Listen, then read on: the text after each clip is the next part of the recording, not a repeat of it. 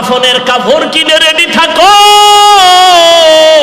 মুসলমানের উপরে যেই পরিমাণ অত্যাচার চলতেছে সেদিন বেশি দূরে না, এ জমিন হবে ইসলামের জমিন, জালেম সবগুলো ধ্বংস হয়ে যাবে। ভারতের ভেতরে ব্রিটিশ বেঈমানের বাচ্চাগুলো হাজারো আলেমকে ফাঁসি দিয়া গাছের সাথে লাশটা ঝুলাইয়া মাদ্রাসা বন্ধ করেছে, কিন্তু ভারত থেকে কোরআনের আওয়াজ বন্ধ করতে পারে নাই। বরং সারা দুনিয়ায় বর্তমানে কোরআনের যত আলো জ্বলতেছে এই সমস্ত আলোর পাওয়ার হাউস ভারতের দেওবন্দের ভেতরে। ইদানিং কালে শোনা যায় শুধু আওয়াজ, অত্যাচার, মসজিদ ভাঙ্গে, মুসলমানের উপর আক্রমণ। আমার মন কেন জানি বলে রসুলের হাদিস মতে হিন্দুস্তানের যে একটা বৃহত্তর যুদ্ধ হবে, যেই হিন্দুদের সাথে যে একটা বিশাল বড় মহাযুদ্ধ হবে, গজওয়ায়ে হিন্দ, তার প্রস্তুতি মনে হয় শুরু হয়ে গেছে। কারণ একটা বিল্ডিং তৈরি করার ক্ষেত্রে মানুষ কত টাকা দিয়ে ইটের বাটা বানাইয়া সেখানে ইট বানাইয়া একটা ফর্মা বানায়। একটা ইট যদি বাঁকা থাকে ফর্মা ফালায়া দেয়, ও কাদার ইটটা দেয় না, কত প্রসেসিং করে মাটিটাকে এরপরে বানায়া সুন্দরভাবে সারিবদ্ধ করে ফাঁকা ফাঁকা করে ভেতরে কাঠ দেয়, আগুন জ্বালায়, মাসকে মাস আগুন জ্বালাইয়া সুন্দর পিওর ইটগুলো বানায়। ভালো ভালো ইটগুলো আলাদা, একটু যদি বেশি পড়ে আলাদা, এগুলোর দাম আলাদা। এগুলো কিনে নিয়া এবার এখানে আইসা আস্তে আস্তে ইটগুলো কিনে নিয়ে আসছে, ভাঙা ইট কিনে না। আমি বিল্ডিং করব, আমাকে দামি ফ্রেশ ইটগুলো আমাকে দাও। ট্রাক ভর্তি করে করে করে করে বিশাল ইট নিয়ে আসছে, সব আস্তে আস্তে ইট আস্তে ইট কিনা এবার ৫-৭ জন কর্মচারী এদের আতুরা দিছে, বাইরে এদের কংক্রিট বানাও, গুড়া বানাও, ইটের খোয়া বানায় দাও, বানাও। একজনে কয় ভাই এত দামি ইটগুলো তুমি ভাঙ্গা কিনলা না, আস্তে আস্তে নিয়ে আসলা, এখন কেন আবার তুমি এদের গুড়া বানাও? কয় হ্যাঁ, আমি 10 তলা বিল্ডিং করতে গেলে আমি গুড়া ইট যত নিচে দিব তত বিল্ডিং মজবুত হবে। মুসলমানের রক্ত জমিনের মধ্যে যত যাবে, মুসলমানের ঈমানের পাওয়ার আর ইসলামের পতাকা তত মজবুত হবে। এরে নবীর উম্মত, ইসলাম তো দূরের কথা, বিবেক পর্যন্ত মেনে নিতে পারে না। বাচ্চা কি অপরাধ, একে কেন হামলা করা হয়, মায়ের সামনে বাচ্চাকে জবাই করা হয়। তুমি ঈদের দিন কত আনন্দ করেছো, ফিলিস্তিনের জমিনে কখন রোজা, কখন সাহারি, কখন ইফতারি আর ঈদ, তাদের কোনো খবরই ছিল না, শুধু কান্না কান্না আর কান্না। অপেক্ষায় থাকো, কাফনের কাপড় কিনে রেডি থাকো। মুসলমানের উপরে যেই পরিমাণ অত্যাচার চলতেছে সেদিন বেশি দূরে না, এ জমিন হবে ইসলামের জমিন, জালেম সবগুলো ধ্বংস হয়ে যাবে। আলহামদুলিল্লাহি রাব্বিল আলামিন আর রহমানির রহিম মালিক ইয়াউমিদ্দিন إياك نعبد وإياك نستعين صراط الذين أنعمت عليهم غير المغضوب عليهم ولا الضالين।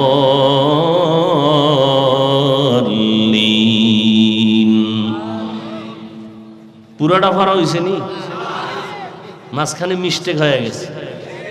আলহামদুলিল্লাহ সূরার ভুল তো চায়ের দোকানের বেনামাজির কানে গেছি গা, চায়ের কাপটা ফালা একা শুনছনি কি ভিতরে তো কারবার আউলে গেছে। কি কয় আলহামদুর ভিতরে ভুল, আর একটা লোকমা দে, চায়ের কাপ ফালাইয়া জানালা দিয়া তাকায় কয় ইমাম সাহেব ঠিক করেন নাই। কি দিছে এটা, লোকমা না বেয়াদবি? হ্যাঁ, লোকমা দিও, বেয়াদবি করিও না, সাবধান। এখন লোকমা দিবে কারা? যারা জানেন বলেন, মুসল্লিরা। ইমাম সাহেবের পেছনে 500 মুসল্লি, এরা যদি জোরে একটা চিৎকার দেয় লোকমা, চাই দেখবি ইমাম নাই, জাগাতে স্টক। লোকমার নিয়ম আছে না নাই? লোকমা দিবে কে? ইমামের পেছনে একজন যোগ্য ব্যক্তি দাঁড়াবেন, কার পিছনে? যোগ্য ব্যক্তিকে এলাকার সভাপতি ভিআইপি সুদখোর, মসজিদের সেক্রেটারি ভিআইপি ঘুষখোর। ও এই এলাকায় নাই? কপাল, কপালের বয়ান করতেছি না, কপাল।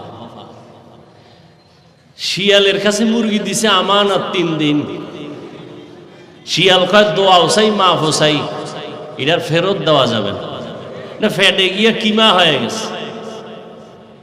শিয়ালের হাতে মুরগি দিলে যা হবে, মাদ্রাসা মসজিদ আর ধর্মের চাবি সুদখোর বেনামাজির হাতে দিলে তো তাই হবে। সুদখোর বেনামাজি ঘুষখোরের হাতে ধর্মের চাবি দিয়েছে জিবরাইল। কে দিছে? কে দিছে? কে? আমরা বলতে লজ্জা লাগে, ভোটের আগের রাত্রে টাকার নামে পায়খানা খাইছেন, তাতে লজ্জা লাগে নাই? এই হারামখোর, ভোটের আগের রাতে যারা ভোট বিক্রি করে টাকা খেয়েছো, বাথরুমে গিয়া 10 গ্রাম পায়খানা খাইও, বাজারে গিয়া হালাল সাবান দিয়া কুলি কইরো, গন্ধ শেষ। কিন্তু এই যারা টাকা খাইছো চুরি করে গোপনে, জাহান্নামের আগুন ছাড়া গন্ধ যাবে না। আমালুকুম উম্মালুকুম। যেই সমাজের মানুষ বেনামাজি, ওদের নেতা বেনামাজি হয়। সমাজের মানুষ যদি সুদখোর হয়, নেতাও সুদখোর হবে।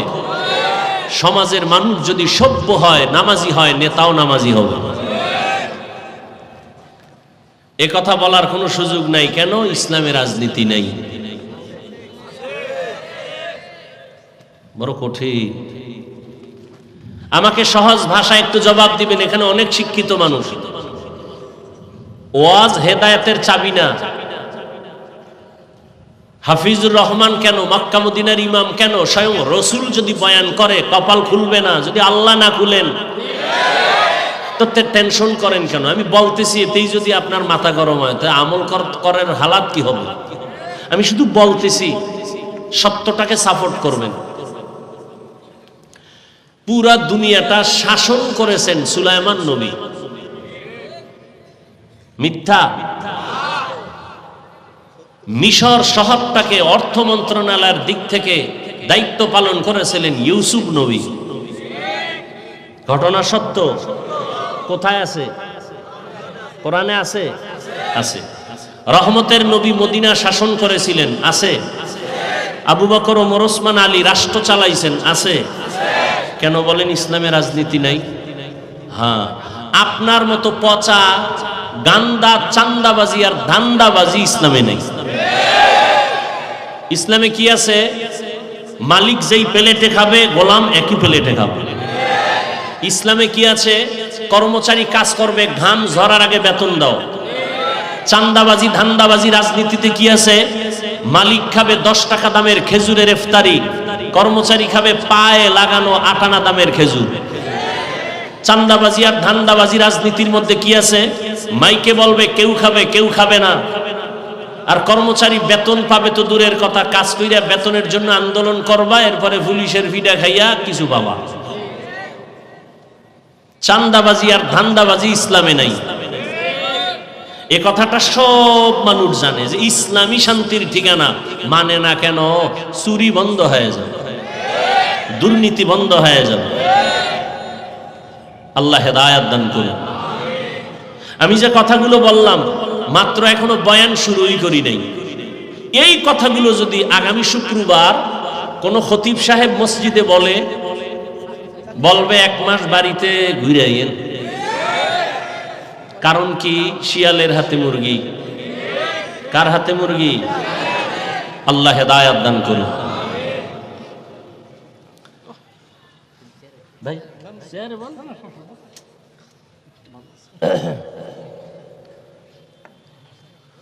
আল্লাহ, আপনাদের এই বেগুনবাড়ি পাশেই তো মনে হয় ওই এলাকার সন্তান, ঢাকাতে থাকেন, খুব ভালো মানুষ। সবার দ্বারা আল্লাহ পাক সব কাজ নিবেন না। আমি শুধু বয়ান করতে আসছি, কিন্তু এই মাহফিলটাকে কমপ্লিট করার জন্য বহু আল্লাহর বান্দা আছে বয়ানে আসতে পারেননি, কিন্তু টাকা পয়সা দান করেছেন, সহযোগিতা করেছেন। আপনারা না করতে পারলেও উপস্থিত হয়েছেন। যে যেভাবেই সহযোগিতা করেছেন, আমরা এখানে এসে বসে বয়ান শুনে যা পাবো, একজনের দান করে তাই পাবো। প্রশাসন সহযোগিতা করবে, একজন জনপ্রতিনিধি সহযোগিতা করবে, আল্লাহ তাকেও সে বরকত দিয়ে দিবে।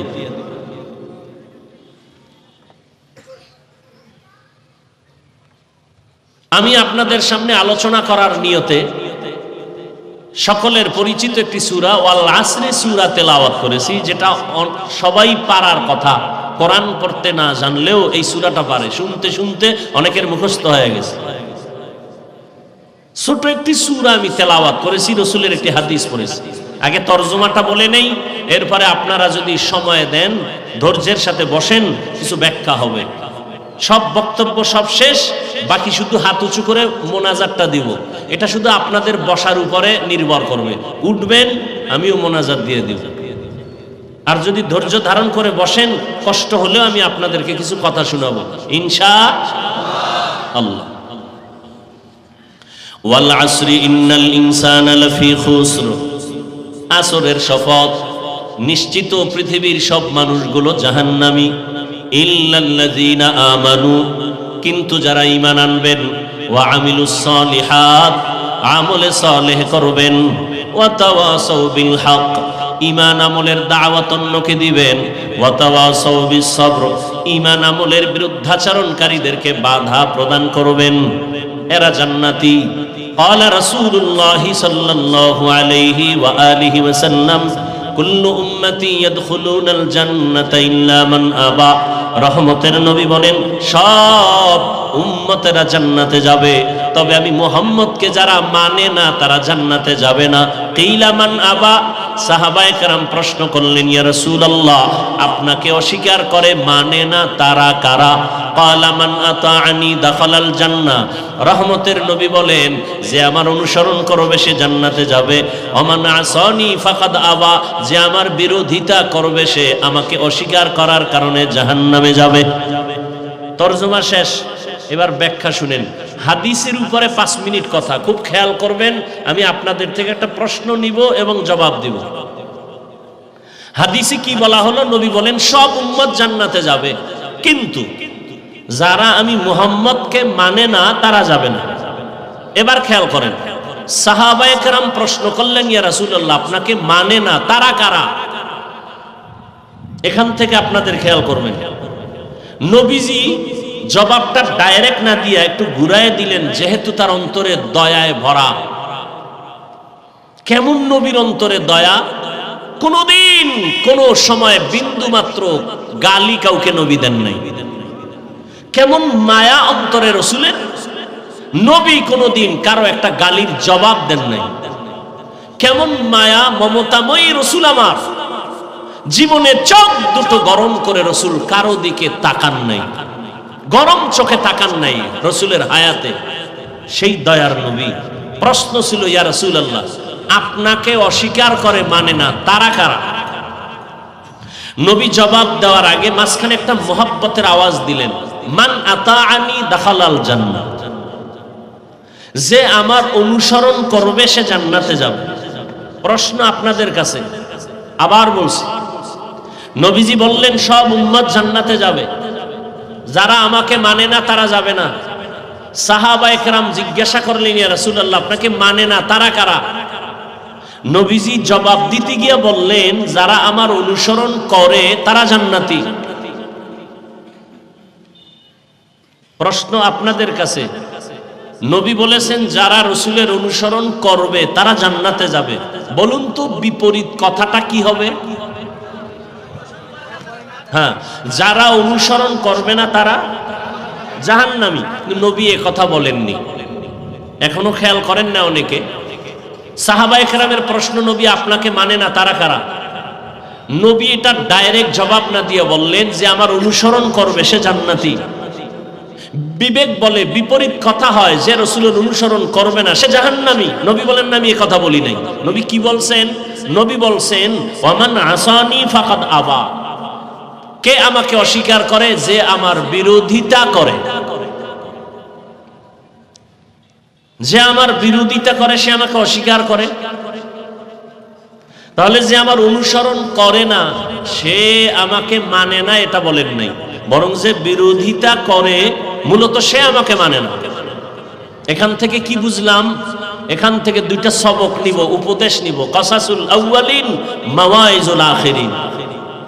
শুধু কানসুক না, সবক নিতে হবে, শিক্ষা নিতে হবে। এটা অপারেশন থিয়েটার। একটা রোগীকে হসপিটালে যখন নেওয়া হয় তখন সাইন নেয় অপারেশনের রোগী, দস্তখত দাও, মইরা গেলে কোনো দাবি নাই, টাকা দিবে, দস্তখত দিবে, সময় দিবে, কান্নাকাটি চলবে। অপারেশন সাকসেস, এরপরও কান্না চলে। সেখানে অস্ত্র আছে, রক্ত যাবে, সেলাই লাগবে, ওটি রুমে ঢুকবে।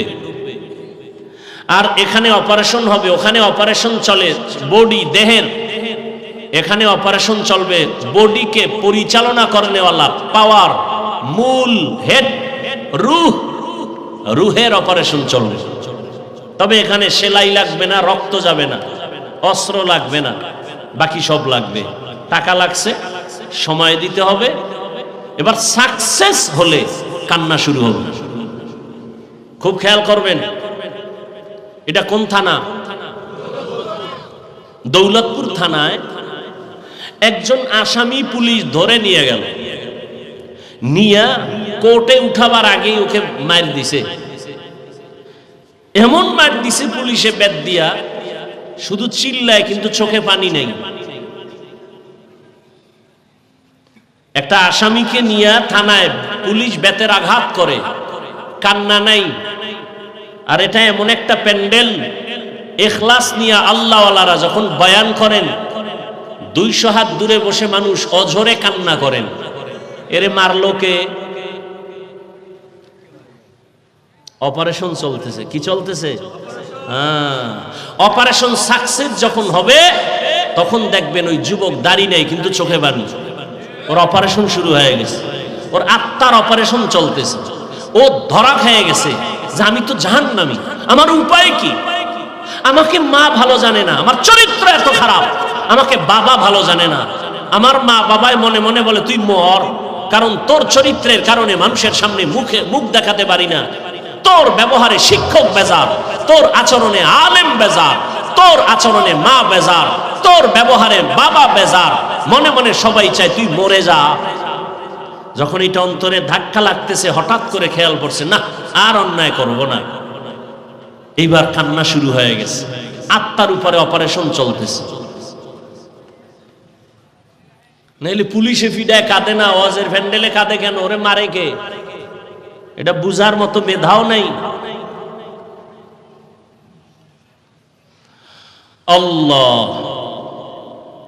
তাহলে রসুল বললেন যে আমার অনুসরণ করে না সে আমাকে অস্বীকার করে, এটা বলে না, বলছে যে বিরোধিতা করে। এখান থেকে আমরা বুঝলাম নবীজির অনুসরণ যারা করে না, সুন্নত মানে না, তারা দুই দল। এক দল দরদি আর এক দল বিরোধী, এক দল আগ্রহী আর এক দল বিদ্রোহী। উদাহরণত আমি বলি বুঝাবার জন্য। ডান দিক থেকে একটা যুবককে আমি জিজ্ঞাসা করলাম, এই যুবক, নবীজির মোহাব্বতে দাঁড়িয়ে রাখো না কেন, নামাজ পড়ো না কেন? যুবক বলে, হাফিজ ভাই, নবীজির আদর্শ মেনে নামাজ পড়া খুবই জরুরি একটা কাজ, দাঁড়িয়ে রাখাও দরকার, চেষ্টা করি, পারি না, দোয়া করবেন। বলুন তো ছেলেটার কথায় কি বুঝলেন? সে দরদি না বিরোধী? আগ্রহী না বিদ্রোহী? বাম দিক থেকে একটা যুবককে জিজ্ঞাসা করলাম, এই যুবক, রসুলের আদর্শ মতে দাঁড়িয়ে রাখো না কেন, নামাজ পড়ো না কেন? আমার কথাটা শেষ না হতে ফট করে জবাব দিল, না রাখলে অসুবিধা কি? নামাজ না পড়লে অসুবিধা কি? আপনারা জবাব দিন, দরদি না বিরোধী? আগ্রহী না বিদ্রোহী? রসুলের আদর্শ মানার ক্ষেত্রে বিদ্রোহীর আর এক নাম বেঈমান। এই লোকটারও দাড়ি নাই, ওরও দাড়ি নাই, একজন মুমিন আর একটা তাজা বেঈমান। আগ্রহী ব্যক্তি দাড়ি রাখে নাই, ঠিক রাখবে, মুমিন। বিদ্রোহী না রাখলে অসুবিধা কি? রসুলের সুন্নতকে উপহাস করে, বেঈমান। একজনে নামাজ পড়ে না, আর একজন নামাজকে পছন্দ করে না, যে নামাজ পড়ে না তাকে গালি দেওয়া যাবে না, সে মুমিন। যে নামাজ পছন্দ করে না তাকে ছাড় দেওয়া যাবে না, সুযোগ পেলেই জুতার বাড়ি, সে বেঈমান। একজনে পর্দা করে না, গালি দেওয়া যাবে না, কারণ আগ্রহী না বিদ্রোহী আগে বুঝতে হবে। একজনে নামাজ পড়ে না, নামাজ না পড়লেই গালি দেওয়া যাবে না, আগে বুঝতে হবে দরদি না বিরোধী। একজনে দাড়ি রাখে না, এই দেখলেই গালি দেওয়া যাবে না, হিংসা করা যাবে না, আগে বুঝতে হবে সে দরদি না বিরোধী। দরদি হলে মুমিন, বিরোধী হলে বেঈমান।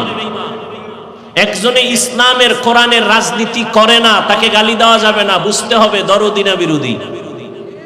যদি এমন হয় রাজনীতি করে না কিন্তু দরদি মুমিন, যদি এমন হয় রাজনীতি করে না পছন্দই করে না, সে বেঈমান। ব্যবধান আছে না নাই? হ্যাঁ, অতএব যে নামাজ পড়ে না তাকে গালি দেওয়া খুব সতর্ক। আগে বুঝতে হবে লোকটার অন্তরের হালাত কি। একজনে দাড়ি রাখে না, গালি দেওয়া যাবে না, আগে বুঝতে হবে তার অন্তরের কি হালাত। সেদিন এক যুবক বলে, হুজুর দোয়া করবেন, আর্মিতে চাকরি ছিল, ছেড়ে দিছে। আর্মির চাকরি ছাড়লে এই সময়, যে সময় আর্মি এখন সবার উপরে দায়িত্ব নিয়ে আসে, শুধু রসুলের একটা আদর্শের কারণে ছেড়ে দিয়েছে। বারবার আমাকে উপর থেকে চাপ দেয়া হয়, দাড়ি কাটো দাড়ি কাটো। এক পর্যায়ে বললাম আমি চাকরি ছেড়ে দিলাম, দোয়া করবেন আল্লাহ হালাল ভাবে রিজিকের ব্যবস্থা যেন করে দেন। আমার কাছে দোয়া চাইলো, আল্লাহ আমাদেরকে বুঝার তৌফিক দান করে। হাদিসের উপরে 2-4 মিনিট কথা বললাম, আল্লাহ বুঝার আমল করার তৌফিক দান করেন। এবার সূরাটার দিকে যাই, মনে আছে না কি সূরা? সূরাটার শুরুতে আল্লাহ শপথ করেছেন, কসম করেছেন। সূরাটা যদিও ছোট কিন্তু এর পাওয়ার অনেক বেশি। 4 মাযহাবের 4 ইমামের এক ইমাম, ইমাম শাফিঈ রাহমাতুল্লাহ আলাইহি, তিনি লিখেছেন, আম্মাজান আয়েশা রাদিয়াল্লাহু তাআলা আনহার প্রসিদ্ধ বর্ণনা মতে কোরআনের আয়াত সংখ্যা 6666, এটা প্রসিদ্ধ মত। অপ্রসিদ্ধ মতামত আরো আছে।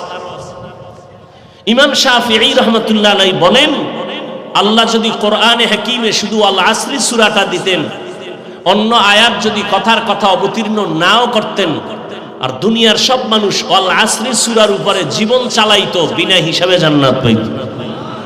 তাহলে বুঝেন সূরা আসরের পাওয়ার কেমন। এবার ব্যাখ্যায় গেলে বুঝবেন পাওয়ার কত। শুরুতে আল্লাহ শপথ করলেন, কারণ কি? আমরাও শপথ করি, কসম খাই। কেন খাই? ভাই আমার কথাটা এমন, না না না এমন মানি না, বলে কসম, হ্যাঁ এখন মানি। তাহলে আমরা যে কসম খাই সন্দেহ দূর করার জন্য। কি জন্য ভাই বলুন তো? আল্লাহর কোরআনে সন্দেহ আছে? তাহলে আল্লাহ কেন কসম কাটলেন? শুধু এখানে না, অনেক জায়গায়।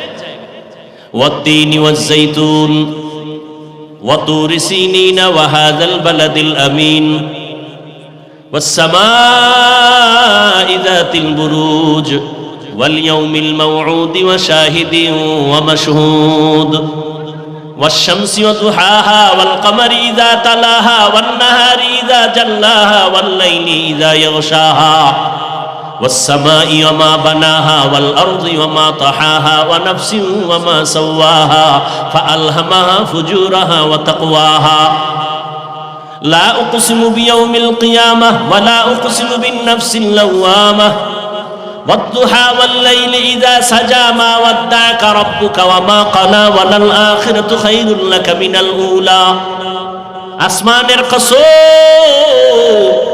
জমিনের কসম, সূর্যের কসম, সূর্য চন্দ্রের কসম, রাতের অন্ধকারের কসম, দিনের আলোর কসম, তিনের কসম, জৈতুনের কসম, তুরে সিনার কসম, নিরাপদ শহর মক্কা নগরীর কসম, ওয়াল আসর, আসরের কসম। আল্লাহ কসম করেছেন কেন? আল্লাহর কথায় তো কোনো মিথ্যা নাই। যালিকাল কিতাবু লা রাইবা ফীহি হুদাল লিল মুত্তাকিন। আল্লাহর কোরআনে কোনো চ্যালেঞ্জ দেওয়া, আল্লাহ যত কিতাব দিলেন তাওরাত জবুর ইনজিল সহ জমিনে কোনো কিতাব আল্লাহ নিজে হেফাজতের জিম্মাদারি নেন নাই, একমাত্র কোরআনের হেফাজতের জিম্মা আল্লাহ নিজে নিয়েছেন। যে কারণে দুনিয়ার সব কিতাবগুলো এলোমেলো অবস্থায় আছে, ভেতরটাও এলোমেলো, বাহিরটাও এলোমেলো, বিধানটাও এলোমেলো। কিন্তু আল্লাহর কোরআন কোনো সিন্ধুকে তালা নাই। হিন্দু ভাই যদি বলে কোরআন দাও, টাকা না থাকলে আমি কিনে দিব, দেখ। কারণ এটা এমন একটা কিতাব, ধরলেই তার অ্যাকশন শুরু হয়ে যায়। এটা এমন একটা কিতাব যেদিকে তাকাবি, তাকাইলেই অ্যাকশন শুরু। রহমতের নবী বলেন, কেউ যদি আমার আল্লাহর কোরআনটা খুইলা খুইলা তাকায়া তাকায়া দেখা দেখা পড়ে, মরা পর্যন্ত, মৃত্যু পর্যন্ত চোখের পাওয়ার নষ্ট হবে না। সুবহানাল্লাহ। ইয়ে না ইকালামে জিন্দা কুরআনে হাকিম হিকমতে উলা ইয়াজালসতো কদিম বাখা কুরআ কালামুল্লাহ বশনো কদিমাস্তি নইনো।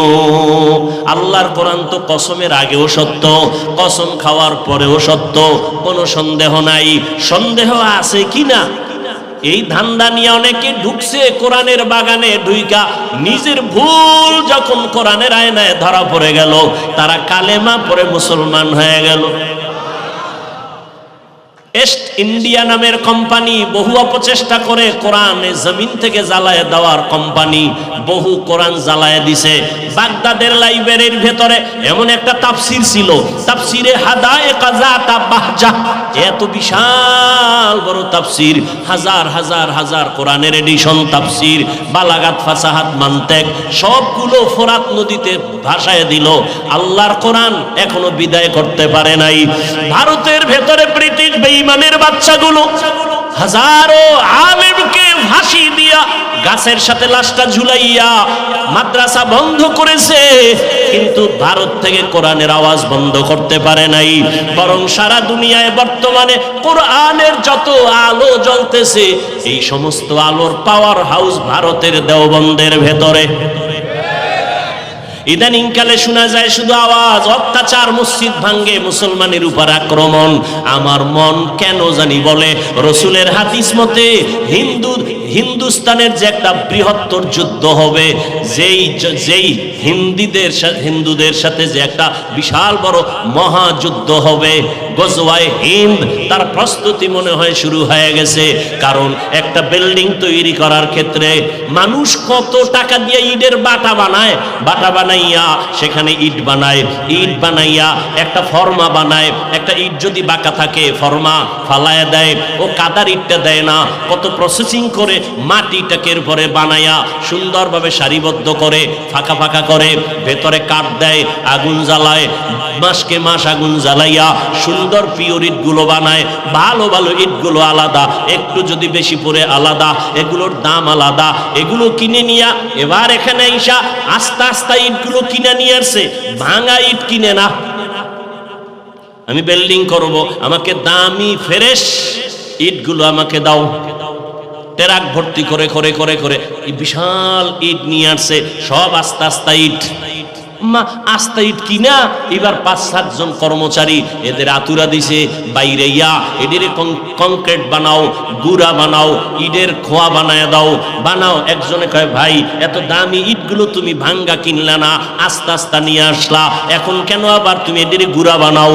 কয়, হ্যাঁ, আমি 10 তলা বিল্ডিং করতে গেলে আমি গুড়া ইট যত নিচে দিব তত বিল্ডিং মজবুত হবে। মুসলমানের রক্ত জমিনের মধ্যে যত যাবে, মুসলমানের ঈমানের পাওয়ার আর ইসলামের পতাকা তত মজবুত হবে। এরে নবীর উম্মত, ইসলাম তো দূরের কথা, বিবেক পর্যন্ত মেনে নিতে পারে না। বাচ্চা কি অপরাধ, একে কেন হামলা করা হয়, মায়ের সামনে বাচ্চাকে জবাই করা হয়। তুমি ঈদের দিন কত আনন্দ করেছো, ফিলিস্তিনের জমিনে কখন রোজা, কখন সাহারি, কখন ইফতারি আর ঈদ, তাদের কোনো খবরই ছিল না। শুধু কান্না কান্না আর কান্না। অপেক্ষায় থাকো, কাফনের কাপড় কিনে রেডি থাকো। মুসলমানের উপরে যেই পরিমাণ অত্যাচার চলতেছে, সেদিন বেশি দূরে না, এ জমিন হবে ইসলামের জমিন, জালেম সবগুলো ধ্বংস হয়ে যাবে। এর নবীর আশিক উম্মত, ভারতের জমিনে এত মাদ্রাসা, এত আলেম, কই নিমেষেই সব ধ্বংস করে ফেলেছে ব্রিটিশ বেঈমানেরা। স্পেনের জমিন 800 বছর পর্যন্ত টানা মুসলমানরা শাসন করেছিলেন। যে স্পেনের জমিনে 30 খণ্ড কোরআনের তাফসির লেখা হলো, তাফসিরে কুরতুবী, কিন্তু আজকে স্পেনের খবর নেওয়া, আজানের আওয়াজ নাই। মুসলমানের দলে দলে ভরিয়া স্টিমারে উঠায় দিল, ভূমধ্য সাগর পেরিয়ে মরক্কো চলে যাও, না হয় জানে বাঁচতে দেওয়া হবে না। মুসলমানদের স্টিমারে ভরে ভরে যখন সাগরের মাঝখানে নিয়ে যায়, স্টিমারে আগুন জ্বালায় দিছে, মুসলমান পুইরা গেল, মসজিদ ধ্বংস করে দিল। ওই দিনটা ছিল এপ্রিল মাসের 1 তারিখ। ইহুদি বেঈমানেরা খুশি খুশি এপ্রিল ফুল পালন করে, মুসলমানের কান্নার দিন, বেঈমানের আনন্দের দিন। কিন্তু মুসলমানরা না জেনে এপ্রিল ফুলে তারাও লাফায়, আছে না নাই? তুকু যাও সুন্নতে আহমদ কুজা বা মোহাম্মদ কৈবুদ নিসবত তোরা মান আহাব্বা সুন্নতি কৌলে রসুল মজদায়ে কানা মাই হাম কুন কবুল। স্পেনের জমিন 800 বছর শাসন করছে, সব ধ্বংস। বাংলাদেশের একটা টোকা দিলে হুঁশ থাকতো না কি? আর আপনি যে মুসলমান, আপনি যে মুসলমান, সাইনবোর্ড আছে কি এর মুসলমান? এখানে এত মানুষ ফজরের নামাজ পড়ে নাই, জোহর পড়ে নাই, আসর পড়ে নাই, মাগরিব পড়ে নাই, এশা পড়ে নাই, আশেকে রাসূল ময়দানে বইবে ওয়াজনে ওয়াজ, বয়ানের পরে আবার চলে যাবে, সারা রাত মোবাইলে জেনা করবে, ঘরে ঘরে মোবাইলে জেনা জেনা জেনা, রুমে রুমে জেনা। ছেলে এক রুমে ঘুমায়, মোবাইলে জেনা করে, চোখের জেনা, কানের জেনা, জবানের জেনা, অন্তরের জেনা। মেয়েটা আর এক রুমে ঘুমায় ঘরে, সেখানেও মোবাইলে জেনা। মা এক রুমে ঘুমায়, মোবাইলে জেনা। বাবা আর এক রুমে ঘুমায়, মোবাইলে জেনা। এই পরিমাণ মোবাইলে সারা রাত ঘরে ঘরে ঘরে ঘরে মোবাইলের গুনাহ চলে, গুনাহ চলে। যেই অপরাধ চলে, উচিত ছিল ঘুমের মধ্যে ঠাডা বড়িয়া সব ধ্বংস হয়ে যাওয়া। একমাত্র কেন হয় না? রহমতের নবীর উম্মত হওয়ার কারণে হয় না। ইমামুল আউয়ালিন আল আখিরিন বহরে সাদকা রহমাতাল লিল আলামিন সাইয়্যিদুল কাউনাইন খাতমুল মুরসালিন আখির আমদ বুদে ফখরুল আউয়ালিন। যুবকের চেহারার দিয়ে তাকাইলে মায়া লাগবে, মায়া। কিন্তু যুবক 40 বছর পর্যন্ত তোমার চেহারা থাকবে উজ্জ্বল, চেহারা দিয়ে তাকাইলে আকর্ষণ, মায়া লাগবে। মাত্র বয়স তোমার 30, চেহারার মধ্যে কেন আকর্ষণ নাই? চেহারাটা কেন মলিন? চেহারার মধ্যে কেন নূর নাই? সারা রাত মোবাইলে গুনাহ করার কারণে আমার আল্লাহ চেহারার নূর নিয়ে গেছে, খবর নাই তোমার। মাওলায় যদি কপাল না খুলে, কে বয়ান করবে আর কার বয়ানে কপাল খুলবে জানা নাই। কপাল যদি পুড়ে যায়, রহমতের নবীর বয়ানেও কপাল খুলে না। যেই রহমতের নবী একটা নজর দিয়া তাকাইলেই পেটের ক্ষুধা থাকে না, কেমন মায়ার নবী। যেই রহমতের নবীর চেহারা মোহাব্বতের নজরে যদি কেউ দেখে, জাহান্নামের আগুন হারাম। কিন্তু কপাল বড় খারাপ, একদিন আর 2 দিন না, যেই নবীকে এক নজর দেখার জন্য গর্তের পিপিলিকা কান্না করে, গর্তের সাপ কান্না করে, জঙ্গলের প্রাণীগুলো কান্না করে। রহমতের নবী রাস্তা দিয়া যখন হাঁটতেন, দুপার্শ্বের গাছ নত হইয়া রহমতের নবীরে সালাম জানায়।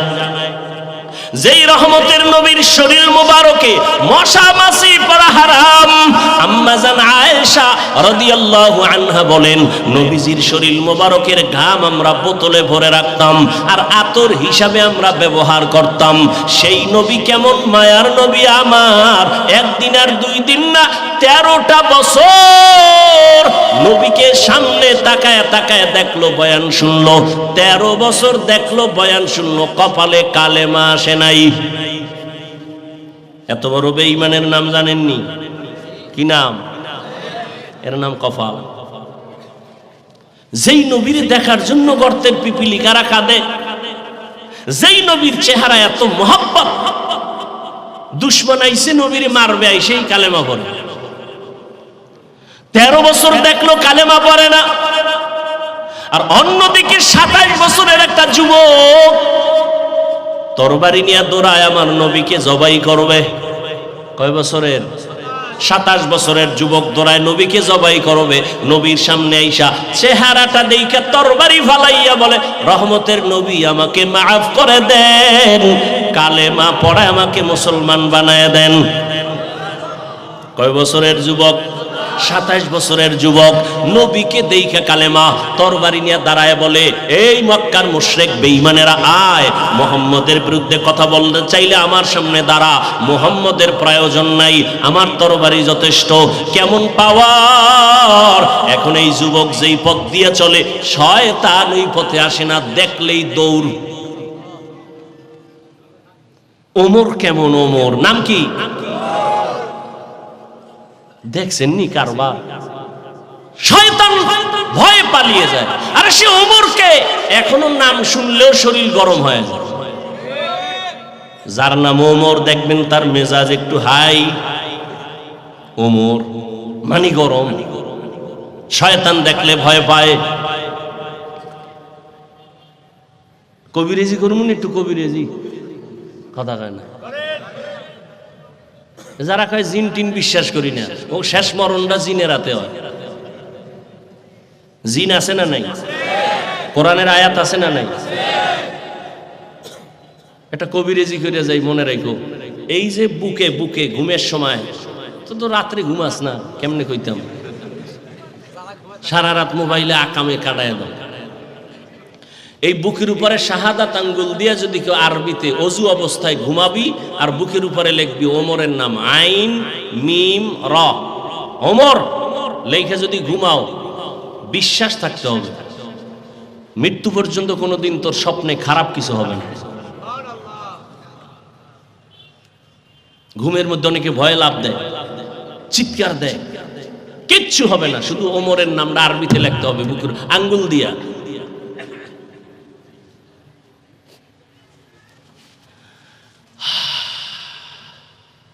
আল্লাহ কেমন পাওয়ার দিছেন! পারস্যের সম্রাট, রোম সম্রাট মাথা গরম হয়ে গেল। আরে ওমর নামের বেডাটাকে একটু দেখো তো, সারা দুনিয়াই গরম হয়ে গেছে। এর বডিগার্ড কেমন আছে? গোয়েন্দা বিভাগের লোক কয় কোনো বডিগার্ড নাই। তাই বলে, তাহলে এত ভয় পাও কেন? এর মাইরা ফালাও না কেন? একা একা চলে, কয় হ্যাঁ একা, মেরে ফেলো। তরবারি নিয়ে এক চোরায় রেডি, আমি মারুম, যা। ওমরের একা পাইলে মেরে ফেলবে। কোথায় যায় ওমর? একা একা খুঁজতে খুঁজতে খুঁজতে খুঁজতে পেয়ে গেছে একটা পাহাড়ের পাশে বিশাল এক খাল, খোলা ময়দান। ওমর ডান হাতের বালিশ বানাইয়া ওমর একা একা ঘুমায়।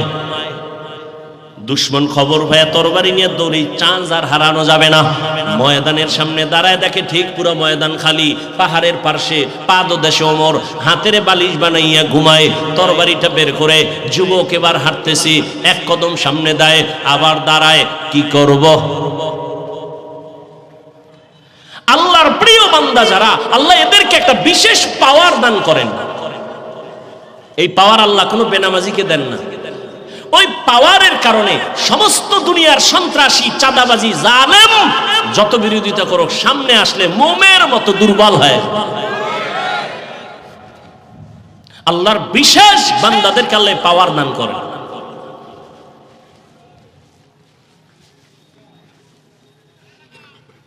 যুবক কিছু দূর আগে আবার দাঁড়ায়, আবার আগে আবার দাঁড়ায়, এভাবে যাইতে যাইতে একেবারে কাছাকাছি। আরেকটু গেলেই ওমরের মেরে ফেলতে পারবে। মাওলার কুদরত। যুবক কাছাকাছি যাওয়া মাত্র হঠাৎ করে গভীর নজর দিয়ে দেখে ওমর ডান হাতের বালিশ বানায় ঘুমায়, একা ঘুমায়, কিন্তু ওমর একা না, জঙ্গলের একটা বাঘ চারপাশে ঘুরে আর ওমরের পাহারা দিতেছে। কে পাহারা দেয়? বাঘ। বাঘ নামে কইবেন এটা কেমনে সম্ভব? আমার মাওলার কুদরতে সম্ভব। বলেন বাঘ দামি না মানুষ দামি? এটা বুঝতে আবার এত টেনশন কেন? আরো বুঝবেন। হ্যাঁ, কুষ্টিয়ার মানুষের আর একটু বুঝান লাগবে। আপনাদের দেশের এলাকা গ্রামের ভিতরে গরু দিয়া হাল চাষ হয়নি? হয় না? যারা হাল চাষ করে এরা সব মেট্রিক পাস, এরা সব সচিব, চেয়ারম্যান। সমাজের থার্ড ক্লাসের মানুষ, অশিক্ষিত বললেই তো চলে। ঠিক? আরে ভাই সত্য কথাটা স্বীকার করেন। ভাবতেছেন কোন বিপদ জানি আই। আচ্ছা বলেন তো, চাষি যখন চাষ করে লাঙ্গল জোয়াল হাতি নিয়ে গরু দুইটা থাকে, সত্য কথাটা বলবেন, এই থার্ড ক্লাসের মানুষটা গরুকে যখন বলে দাঁড়া, দাঁড়ায়নি? সত্য কথা বলেন। যদি এই থার্ড ক্লাসের অশিক্ষিত মানুষটা যদি বলে গরু ডানে যা যায়নি, বামে যা যায়নি, তাহলে একটা থার্ড ক্লাসের বান্দা নামাজ নাই, বিড়ি টানে হোমানে, এর কথা যদি গরু শুনে, আল্লাহর প্রিয় বান্দাদের কথা জঙ্গলের বাঘ শুনবে না কেন? খাকবাদ আবুয়াতিশ বান্দাম মামানো তু মুর্দাবাহ জিন্দা আন। ঘরের মধ্যে মুরগি আসেনি, হাঁস আসেনি আপনার এলাকায়? শত শত হাঁস রাস্তায় রাস্তায় পানির মধ্যে খাইতেছে সারাদিন খোলা। আপনি গিয়া ডাক দিয়ে আইও, আইবে? মালিকে যখন তার ভাষায় একটু হালকা ভাবে আওয়াজ দিছে, আরে দৌড়। ঠিক নি? ম্যাডাম যখন ডাক দিছে মুরগিগুলো সবাই এসে গেছে খোয়ারের ভেতরে। ঠিক নি? একটা মহিলার কথা যদি মুরগি মানতে পারে, কেমনে বুঝাইতাম? ওই যে শুরুতে বলছি কপাল। যদি বুঝে না আসে, কে তোমাকে বুঝাবে রে বাবা? আল্লাহর কাছে মানুষের থেকে দামি কোনো প্রাণী নাই। আর মানুষের মধ্যে আল্লাহর প্রিয় তারা যারা তাকওয়ার পাওয়ার নিয়ে চলে, ঈমানের পাওয়ার নিয়ে চলে, এরা আল্লাহর কাছে কত দামি জানো? এরা কত দামি? ক্বালা রাসূলুল্লাহ সাল্লাল্লাহু আলাইহি ওয়া আলিহি ওয়াসাল্লাম লাউ আকসামা আলাল্লাহ লা আবাররা। এদের পাওয়ার কত জানেননি? আল্লাহর প্রিয় বান্দা, গাঞ্জাখোর না, আল্লাহর প্রিয় যারা তাকওয়াওয়ালা, এদের পাওয়ার কত? নবীজি হাদিসে বলেন, এরা যখন বলে আল্লাহর কসম এখন বৃষ্টি হবে, আল্লাহ কয় আমি এখন বৃষ্টি দিব।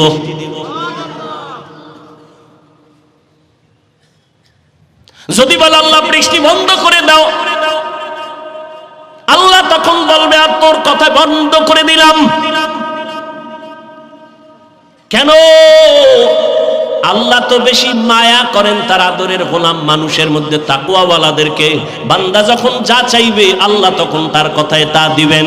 কিন্তু আল্লাহর প্রিয় বান্দারা আল্লাহর অবাধ্য কিছু চাবেন না, আল্লাহর বিরুদ্ধে কিছু বলবেন না। বলতে বলতে অনেক দূরে গেছে, আপনাদের কষ্ট হইতেছে মনে হয়। আর সামান্য একটু সামনে যাব। কসম খাইলেন কেন? মনে আছে তো? ওয়াল আসরের মধ্যে কসম খাইলেন কেন? আল্লাহ তো সন্দেহ নাই দূর করবেন কি? সংক্ষেপ জবাব হলো, আল্লাহর সব কথাই দামি, গুরুত্বপূর্ণ। কসমের কথাটা আরেকটু বেশি দামি। মানুষের অন্তরকে আকৃষ্ট করার জন্য, আল্লাহ ওদিকে মনোনিবেশ করার জন্য কসম করেছেন। এক নাম্বার। দুই, যেই জিনিসের উপরে শপথ করেছেন ওই জিনিসটাও বড় অমূল্য সম্পদ, এটা বুঝাবার জন্য। যেমন আসমানের কসম, আসমান বড় দামি। রাতের কসম, রাত বড় দামি। এক একটা যদি বুঝাইতে থাকি সারা রাত পার হয়ে যাবে। রাত এমন দামি, সমস্ত চিকিৎসা বিজ্ঞানীরা দুনিয়ার একমত, রাত আমার মাওলার দেওয়া এমন একটা নিয়ামত। সারা দুনিয়ার মানুষের সুস্থতার জন্য রাতের ঘুম হলো ফিরি ফিরি শরীরের মহা ঔষধ। রাতে না ঘুমায় দিনে যদি 13 ঘন্টা ঘুমাও, রাতের বরকত আর কোনোদিন আসবে না। ফিরি ঔষধ রাতের ঘুম, ফিরি। আর এটা তুমি ফিরি ফিরি মোবাইলে নষ্ট করে ফেললা, সব ধ্বংস হয়ে গেল। কেউ যদি 2-3 দিন লাগাতার না ঘুমায়, এ রিক্সা লইয়া রাস্তায় থাকবো না ডালে? এরা ব্যবসা বাণিজ্য সব বন্ধ হয়ে যাবে, মাথা গরম হয়ে যাবে। ঘুম এমন এক নিয়ামত। আলাম নাজআলিল আরদা মিহাদা ওয়াল জিবালা আওতাদা ওয়া জাআলনাল লাইলা লিবাসা ওয়া জাআলনান নাহারা মাআশা। রাত দিলাম তোমার আরামের জন্য, তুমি শুয়া শুয়া মোবাইল চালাইয়া চোখটারও নষ্ট করলা, কান নষ্ট করলা, হার্ট দুর্বল করলা, কিডনি দুর্বল করলা। যুবকরা কয় হুজুর এডি তো আর কেউ কয় না, আপনি বললে মানবো না, মানিস না, হুজুরের কথা মানার দরকার নাই। আজকে বাসায় যাইয়া গুগলে সার্চ দিস, টাচ মোবাইল দেখলে শরীরের অঙ্গ প্রত্যঙ্গের কি কি ক্ষতি হয়, ওখানে সব চিকিৎসা বিজ্ঞানীদের থিওরি দেওয়া, কোনো হুজুর নাই। টাচ মোবাইল দেখলে শরীরের কি কি ক্ষতি হয় অঙ্গ প্রত্যঙ্গের, ওখানে গিয়ে দেখো।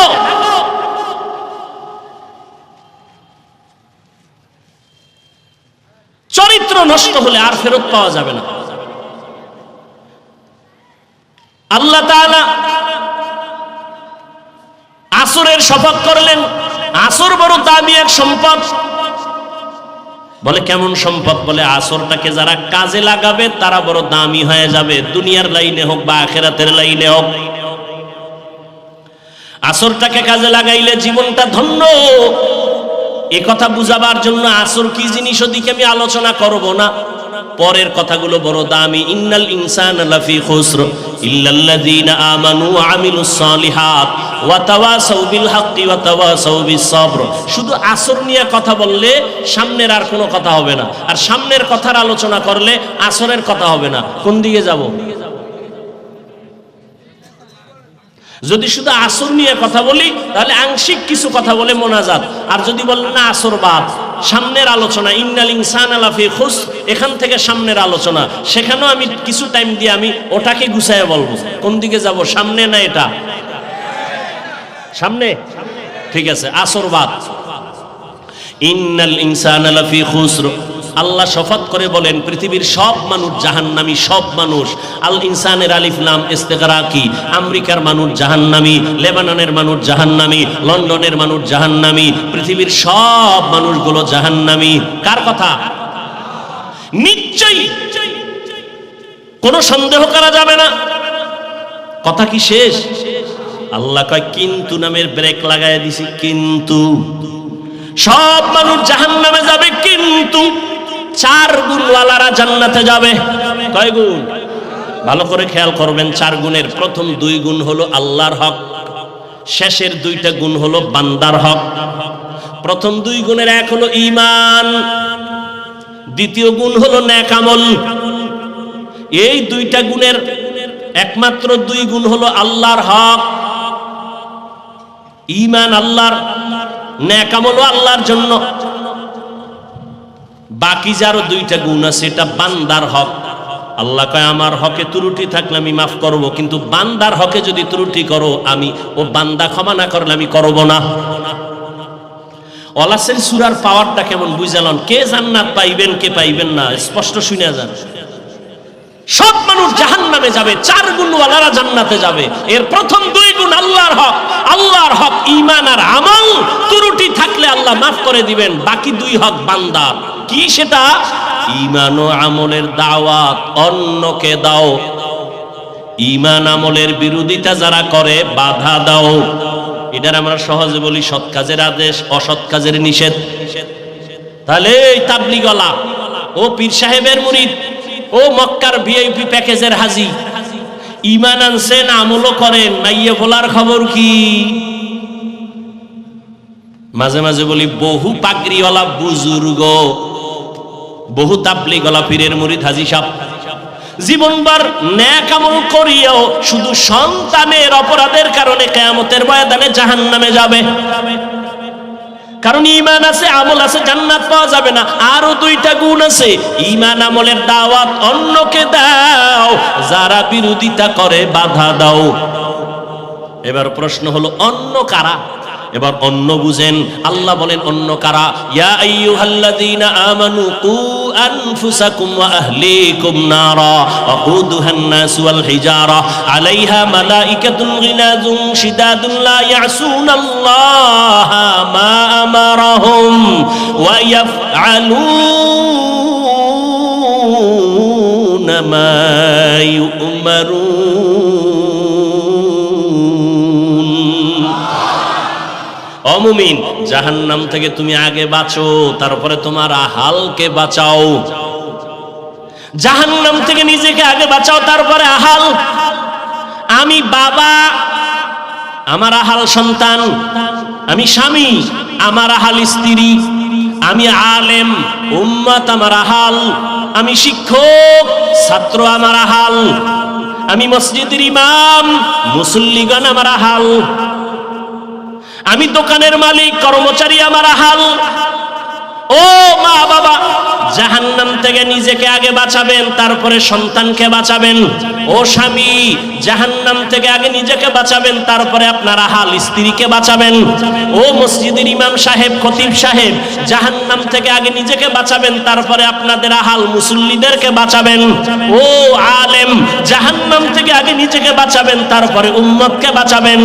ও শিক্ষক, আপনি জাহান্নাম থেকে নিজেকে আগে বাঁচাবেন, তারপরে ছাত্রদেরকে বাঁচাবেন। একা একা বাঁচলেন, আহালকে বাঁচান নাই। আহালের কারণে জাহান্নামে যাওয়া লাগবে। কত মা বাবা নিজে নামাজ পড়ে সন্তানের দাওয়াত দেয় না, নিজে রোজা রাখে সন্তানের রোজার দাওয়াত দেয় না। কিয়ামতের ময়দানে আল্লাহ ডাকবে, ওই ছেলে নামাজ পড়ছো? পড়ি নাই। রোজা রাখছো? না। কেন? কইবে আল্লাহ আমার কোনো দোষ টোষ নেই, আমার ধৈর্য না। কেন? কোরআনের আয়াত, সূরা আহজাব 67 নম্বর আয়াত, রব্বানা ইন্না আতা'না সাদাতানা ওয়া কুবারানা ফাআদাল্লুনাস সাবিলা।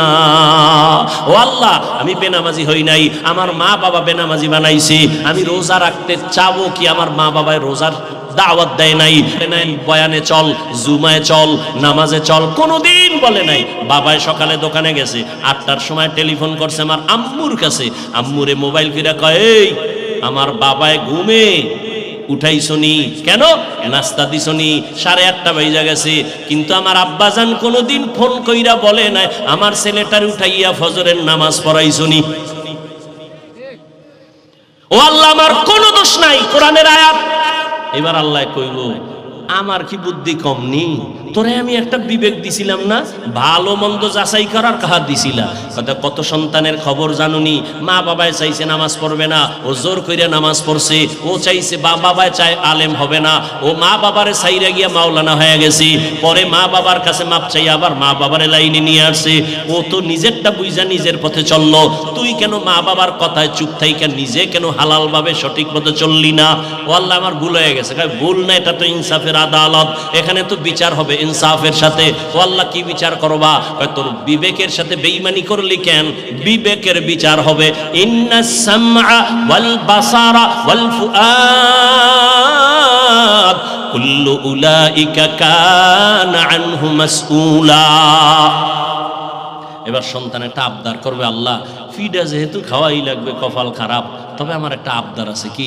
আমারে যদি একটা ফিডা দাও, আমার মা বাবারে ডবল। কোরআনের আয়াত, রব্বানা আতিহিম যিফাইনি মিনাল আযাব ওয়ালআনহুম লানান কাবীরা। আমাকে যে শাস্তি দিবা তার ডবল শাস্তি মা বাবারে দেওয়া লাগবে। আমার মা বাবার কারণে আমি আজকে নামাজ পড়তে পারলাম না, মা বাবার কারণে আমি কোরআন শিখতে পারলাম না। মা বাবার যদি একটু চেষ্টা করতো মা বাবায়, তাহলেই তো সম্ভব হইতো। নামাজের দাওয়াত দিলে তো একটু হলেও তো চেষ্টা করতাম। আমার মা বাবারে কি বলবো, বলার কিছু নাই। আমারে যে শাস্তি দিবা তার ডবল শাস্তি মা বাবারে দিবা। ভালো করে বুঝেন, ওয়াল আসরের সূরায় কি বললো? 4 গুণওয়ালারা জান্নাত পাবে। আপনার মধ্যে 2টা আছে, ঈমান আছে, আমল আছে, কিন্তু আরো 2টা গুণ লাগবে। এই দাওয়াতটা অন্যকে দেওয়া লাগবে। অন্য মানে আপনি বাবা হইলে সন্তান নিজে নামাজ পড়লে হবে না, সন্তানের নামাজের দাওয়াত দিবেন। নিজে পর্দা করলে হবে না, উপযুক্ত মাইয়াটাকে পর্দার দাওয়াত দেন। আপনি নিজে গান থেকে কান বন্ধ করলে হবে না, সন্তান যদি গান শুনে বুঝাইয়া ওখানে বাধা দিয়া গান থেকে ফিরাইয়া দেন। কত চেষ্টা করছেন? এক বাবাই কয়, চেষ্টা করছি পারে না, ব্যর্থ হয়ে গেছে। আমি বললাম, চেষ্টা কি জিনিস আপনি তো বুঝেনই না। এরে আল্লাহর বান্দা, চেষ্টা করার মতো করলে কেন লাইনে আসবে না? 7 বছর বয়সে সন্তানের নামাজের মুসাল্লায় দাঁড় করাও রাসূলের তাবিজ। প্রত্যেকটা মা বাবা যদি মানত, সন্তান লাইনে চলে আসতো। আরে গোড়ায় গন্ডগোল, গরম গরম গরম গরম, একটু আগে গরমে রস করছিনি, কে কে কথা কয় না। এই গরমের কাছে গেছে এক বাবাই বিচার নিয়া, ছেলে আমার কথা শুনে না। ওমর কয় বিচার একচেটিয়া হবে না, বাদী বিবাদী সমানে দাঁড় করাও, ছেলেরে নিয়ে আসো। ছেলেরে আদালতে হাজির। ওমরের আদালত থরথর করে কাঁপতেছে, বেইনসাফি হলেই তরবারি রেডি। এই তুই বলে বাবার কথা শুনো? ছেলে কয় খলিফাতুল মুসলিমিন, আমার কথা বলার কোনো আদালতে অনুমতি আসেনি। ওমর কয় আছে, বল। কয় জানতে চাই বাবার পক্ষ থেকে সন্তানের উপরে কোনো হক আসেনি? আছে তো, জানতে পারবো নি? কয় পারবি তো। এক নাম্বার, ভালো একটা মা ঘরে আনবে, বাবার দায়িত্ব। কি মা? ছেলে কয় আমার আব্বা এতে হক আদায় করে নাই, আমার আব্বা ভালো মা ঘরে আনে নাই, ডানা কাটা ভরি লইছে, ডানা কাটা ভরি।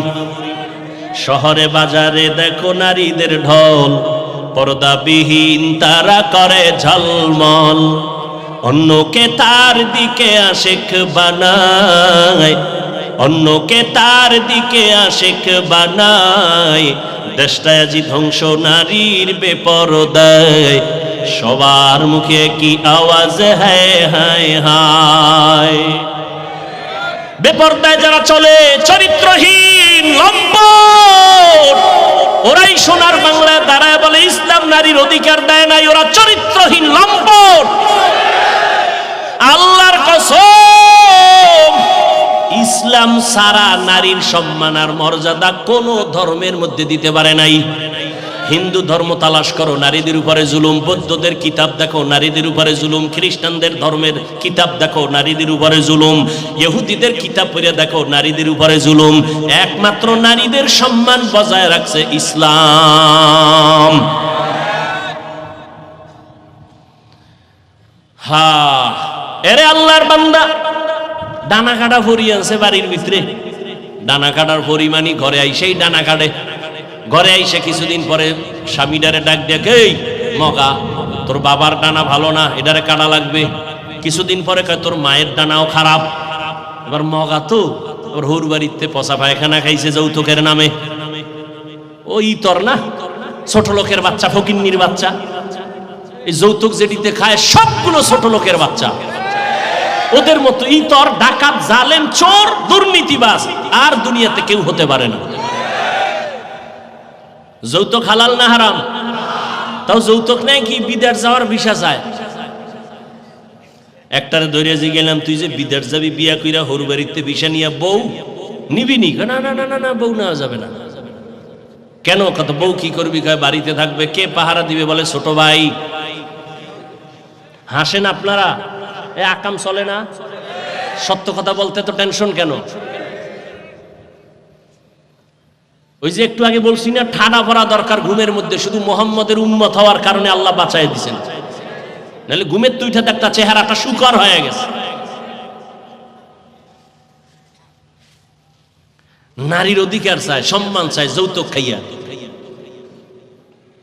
যৌতুক যারা দেয়, যারা নেয়, যারা সহযোগিতা করে, সবাই ডাকাত, সবাই চোর, সবাই জালেম। মারাত্মক অভিশাপ। আল্লাহ হেদায়াত দান করে। তোমার দুই হাত আছে, কামাই করবা, হরু বাড়িতে ফকিন্নির মতো খাবা কেন? এক যুবক নিয়ত টিয়াত যাই করছি, বাবায় তো মান্নত করছে, খাইতেই নাই, বাবার লাগে তো আর পারি না। এই জন্যই তো বাবা জাহান্নামে যাইব কিয়ামতের দিন। একটু আগে বয়ানই তো শুনাইতেছি। ওমরে ফারুক বললেন, ভালো মা ঘরে আনবে। ডানা কাটা ভরি। কয় তোর মার ডানা ভালো না, বাবার ডানা ভালো না, কি করবো? কয় কুষ্টিয়া ফেলার ল গ্রাম সার। কুষ্টিয়া থেকে ডানতে ডানতে নিয়ে গেছে ঢাকা। ঢাকা যাই এবার স্বাধীনভাবে ঘুরে, স্ত্রী একদিকে দৌড়ায়, স্বামী আর একদিকে। কিছুদিন পরে কয় তোর ডানাও ভালো না। বইলে টইলে কয় এবার ওরে সুইসা খাইয়া ওরে ফকির বানায়, এবার হিজরত করলাম। হিজরত। ওমরে ফারুক বলেন, 2 নম্বর দায়িত্ব, ঘরের মধ্যে ভালো মা আইনা বাবা আল্লাহর কাছে কলিজা ভরে দোয়া করবেন, রব্বি হাবলি মিন লাদুনকা যুররিয়াতান তাইয়্যিবাতান ইন্নাকা সামিউদ দুআ। ও আল্লাহ, তুমি একটা নেককার সন্তান দাও। 10টা ছেলে হইলে লাভ কি হবে যদি কুলাঙ্গার হয়? কয়েক মাস আগের খবর আপনারা জানেন, ফেসবুকের মুরিদেরা জানে সবাই। বাড্ডা থানা, ঢাকায় বাড্ডা, ওই থানার ভিতর একটা বড় লোক মারা গেছে, টাকাওয়ালা। 2টা শিক্ষিত কুলাঙ্গার রাইখে গেছে, লাশটা রাস্তায় ফালায় রাখছে। 24 ঘন্টা বাবার 2 ছেলে ঝগড়া করছে টাকা পয়সা নিয়ে, লাশটা দাফন করারও চিন্তা করে নাই। এমন সন্তানের বাবা হইলে লাভ হবে কি? এমন কুলাঙ্গার জন্ম দিয়া লাভ হবে কি? ভালো সন্তানের জন্য দোয়া করো। রহমতের নবী যদি দোয়া করেন, ইব্রাহিম নবী যদি দোয়া করেন, আল্লাহ নেককার সন্তান দাও। নেককার সন্তান মানে হুজুর না, না না, ভালো ডাক্তার হবে নেককার, ইঞ্জিনিয়ার হবে নেককার, একজন প্রফেসর হবে নেককার। ওই সন্তানটা মা বাবার জন্য সম্মান বয়ে নিয়ে আসবে, মা বাবার সম্মান বাড়বে। ওই চরিত্র সুন্দর, ব্যবহার সুন্দর, এমন একটা ছেলে ডাক্তারও যদি হয়, পুরা বাংলাদেশের সুনাম অর্জন করবে। মা বাবার কলিজা ঠান্ডা করে নেওয়ালা সন্তান হবে। মা বাবা, বাবার জন্য দোয়া কর, আল্লাহ নেককার সন্তান দাও। এবার আল্লাহ যদি সন্তান দেয়, টেলিভিশনের সামনে বয়া থাকবো না, মা দোয়া করতে থাকবে। ভালো করে বুঝুরে মা, ও যুবক বৃদ্ধ বাবাজি, পর্দার আড়ালের মা বোনেরা। এবার ওমর বলে, এরপরে দায়িত্ব, সন্তান যখন দুনিয়াতে আসবেন, বাবার দায়িত্ব, ডান কানে আরবি আজানের আওয়াজ দিবেন, বাম কানে আরবি ইকামতের আওয়াজ দিবেন। এই বুদ্ধিমানেরা, হসপিটালে যত বাচ্চা সিজার হয়, ওখানে আজান ইকামতের মুয়াজ্জিন আছে? সত্য কথা বলেন। অনেক বাবা জানেই না যে আজান দেওয়া লাগে, ইকামত দেওয়া লাগে, ভুলে গেছে। আফসোস।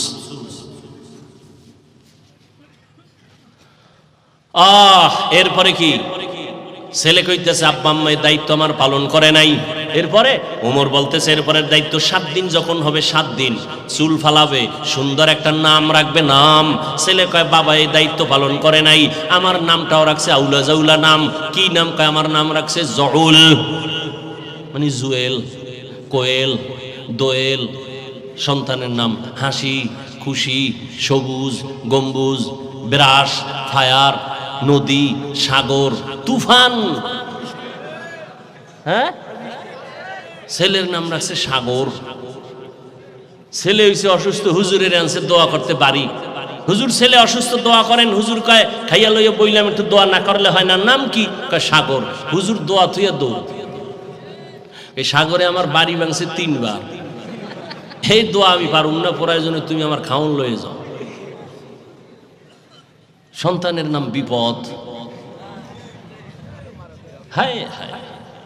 অথচ সহিহ হাদিস, সন্তানের একটা নাম যদি আল্লাহর মহব্বতে হয়, দ্বীনি লাইনে, এই নামের বরকতে জান্নাত পেয়ে যাবে। হুজুরগো কথা তো আগে তো সন্তান হইলে হুজুরগো জানাইতো, একটু মিষ্টি খাওয়াইতো, হুজুরদের থেকে আইনা নাম রাখতো। এখন তো সব ফেসবুকের মুরিদ, তো গুগলে ঢোকে, গুগলে হ্যাঁ গিয়ে নাম দেয় ফেরাউন, সাদ্দাত নাম রাখছে নিজের ছেলের নাম সাদ্দাত। কোরআন শরীফে সেটা তো বরকত।